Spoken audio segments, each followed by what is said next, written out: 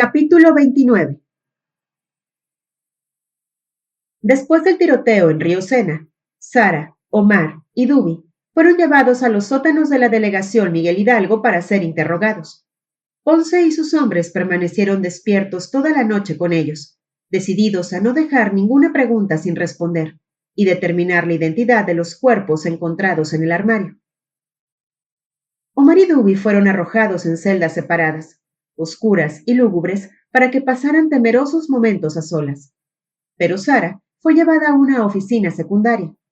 Ponce pensaba que probablemente había sido secuestrada y que podría terminar siendo una testigo clave y no una acusada en el caso de los múltiples homicidios. Ordenó sándwiches y Coca-Cola para ella y la convenció de que hablara, un tratamiento sin precedentes en un sistema conocido por su tosca injusticia. Durante un tiempo, Sara mantuvo la apariencia de víctima, bebiendo su refresco y mordisqueando su comida, contando la historia de secuestro y obsesión de un hombre que alguna vez admiró. Ella se vio obligada a esconderse junto a los seguidores, pero nunca había sido parte del culto. La habían tenido cautiva.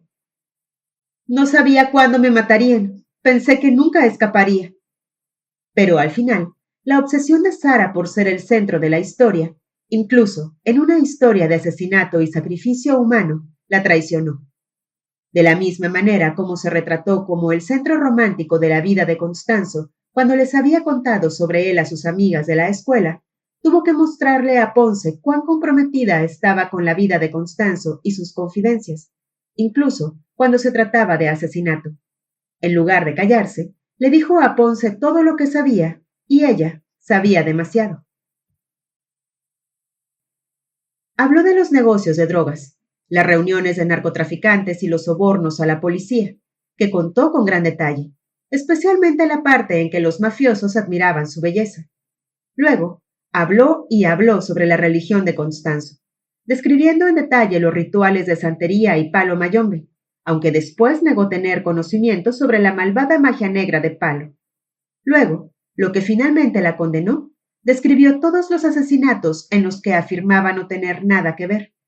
El de su exnovio Gilberto Sosa, el de su compañero de culto Valente del Fierro, los dos federales compañeros de Salvador, y la tortura y asesinato del hombre que quería vengarse del Duby, Víctor Saúl Sauceda. Sabía cómo habían sido cortados, qué órganos habían sido tomados y por qué. Antes de sacrificar a estas personas, Adolfo se quedaba a solas en la habitación de los muertos con ellos, para tener sexo con ellos justo antes del sacrificio, dijo expertamente Sara. Comió un bocado y luego se limpió los labios. Lo satisfacía, dijo. Ponce y Paquito Blanchet miraron fijamente a Sara, horrorizados por todo lo que les decía, y la manera tan tranquila en que lo contaba. Podría haber estado describiendo un viaje al supermercado. Ella sonrió y vigorosamente les siguió contando la historia de asesinatos, diciéndoles cómo había llegado sola a la Ciudad de México pensando que iban a Acapulco, sin enterarse de que eran fugitivos. Les contó que Adolfo la llevaba en vacaciones, mientras decía lo mucho que Constanzo la amaba y lo obsesionado que estaba con ella.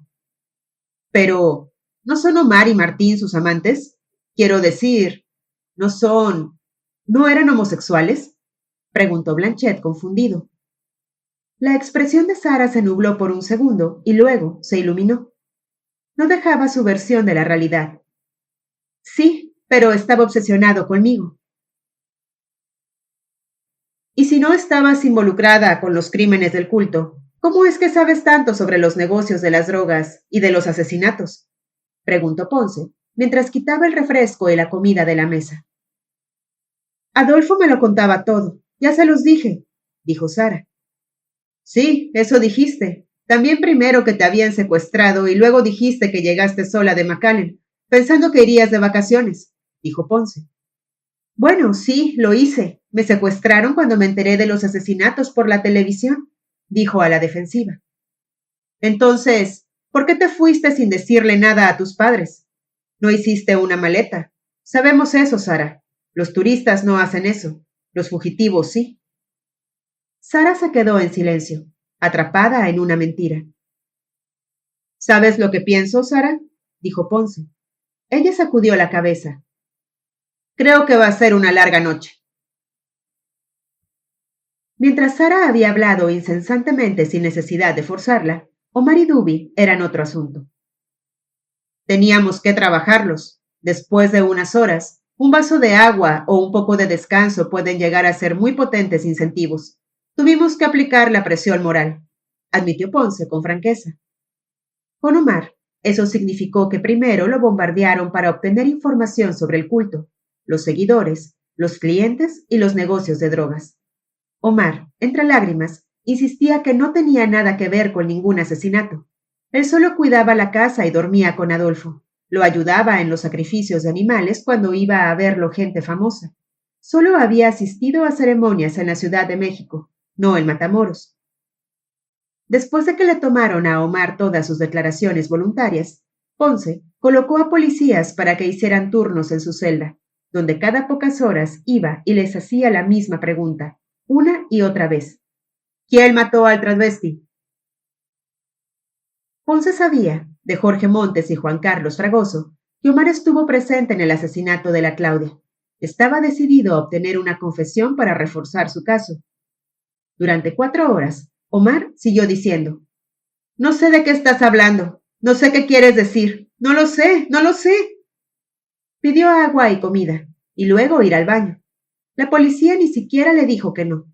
Ellos simplemente le seguían haciendo la misma pregunta. Después de 3 turnos con diferentes interrogadores, Ponce entró en la celda. Asintió con la cabeza al policía y éste se fue. Entonces Ponce se inclinó sobre la oreja de Omar y le susurró. ¿Quién mató al transvesti, Omar? Yo no lo hice. Fue Adolfo, dijo Omar.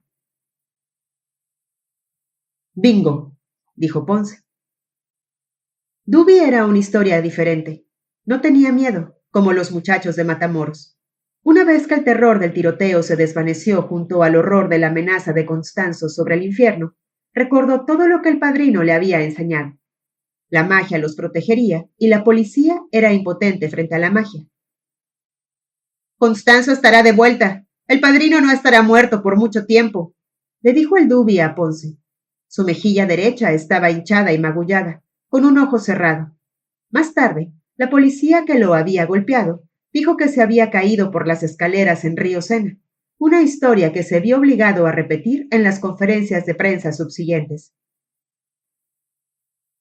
Duby admitió que había matado a Constanzo y a Martín porque su líder se lo había ordenado. Describió cómo cerró los ojos con fuerza, gritó y presionó el gatillo, sosteniendo el arma hasta que se quedó vacía y había dejado de saltar en sus manos. Cuando abrió los ojos, Martín y Constanzo yacían sin vida en el suelo del armario, sangrando por las heridas de la cabeza, el pecho, las piernas y los brazos. Sus interrogadores lo acusaron de que estaba mintiendo y de que estaba encubriendo la fuga de Constanzo, pero Duby se aferró a su historia. Parecía orgulloso de lo que había hecho. ¿Entonces estaban muertos cuando saliste? ¿Definitivamente era Constanzo el que estaba en el armario? Preguntó Ponce. Duby lo miró y le dijo, por supuesto, ¿o quién crees que es? Ponce asintió y le dijo que quería que le contara de todos los demás asesinatos. Duby le dijo, ¿por qué debería contarte algo? Y la respuesta fue que si no lo hacía, le harían las mismas cosas bonitas que Constanzo les había hecho a sus víctimas. Duby sacudió la cabeza. Ya verán, Constanzo estará de vuelta, nacerá de nuevo y vendrá por nosotros. ¿Y tú? Ya sé que voy a ir al infierno, pero sé que también él me traerá de vuelta, dijo el Duby mientras se reía y se negó a hablar más. Ponce estaba turbado. Consideró que al Duby le habían hecho un lavado de cerebro, como un seguidor de Hitler. Decidió tomar otro enfoque para ver si el Duby se mostraba más flexible, para convencerlo de que Constanzo ya no ayudaría a nadie. Llevó al Duby a la morgue. Ponce, Blanchet, el Duby y una escolta de oficiales uniformados llegaron a la morgue de la delegación después de la medianoche. Dentro del viejo edificio, al final de un largo pasillo, estaba la sala de autopsias, con un olor dulzón y sus azulejos antisépticos. La habitación estaba iluminada por la luz zumbante de las bombillas fluorescentes suspendidas sobre una serie de mesas de acero inoxidable. Ahí, yacían dos cuerpos parcialmente cubiertos. Sin vacilar, Ponce arrastró al Duby esposado a la mesa en que yacía el cadáver del sujeto más alto y de piel clara. La autopsia estaba terminada. Le habían abierto el tórax y removido los órganos. Le habían quitado la parte superior de la cabeza para examinar el cerebro, una horrible parodia quirúrgica de las mismas mutilaciones y sacrificios humanos del padrino. El Duby trató de retroceder, ahogándose de horror, pero Ponce le bajó la cabeza hacia los cuerpos. «Ahí está tu padrino. ¿Crees que se va a levantar a salvarte?», le gritó. Duby empezó a temblar y a sollozar. Su actitud desafiante se había evaporado. «Padrino, sálvanos», dijo el Duby suplicante. «Sáquenlo de aquí», dijo Ponce con disgusto. Los policías uniformados se llevaron al Duby, que seguía llorando de miedo y dolor. Más tarde, primero desanimado y luego resignado a su destino, el Duby confesó todo, desde cortar las piernas de Mark Kilroy hasta apuñalar a Víctor Saúl Sauceda hasta la muerte. Mientras seguían en la morgue, Ponce le dijo a Blanchet: «¿El bastardo de la mesa es Constanzo o acabamos de ver la mejor actuación del mundo? Hay que esperar el resultado de las pruebas dactilares». Los gritos del Duby se iban alejando por el pasillo. «Es él. No fue una actuación», respondió Blanchet.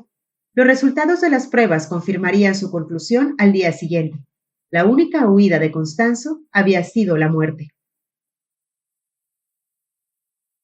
Cuando estaban a punto de salir de la sala, Ponce se detuvo en la puerta y miró hacia atrás, al cuerpo sobre la mesa.